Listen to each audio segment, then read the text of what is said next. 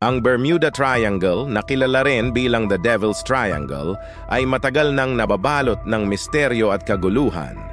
Ang isang tunay na pangyayari na nakapagdulot ng imahinasyon sa buong mundo ay ang pagkawala ng Flight 19 noong Disyembre 5, 1945. 5 eroplano ng United States Navy ang naglunsad ng isang pangkaraniwang misyon sa pagsasanay ang tumawid dito, ngunit hindi na bumalik. Desperadong tawag sa radyo na puno ng takot ang naging huling komunikasyon.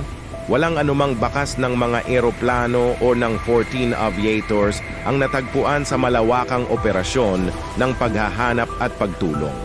Ang pagkawala ng Flight 19 ay nagdulot ng iba't ibang teorya, mula sa likas na mga panganib tulad ng malakas na panahon at mga anomalya sa magnetiko hanggang sa mas spekulatibong mga ideya na may kinalaman sa labas ng mundo.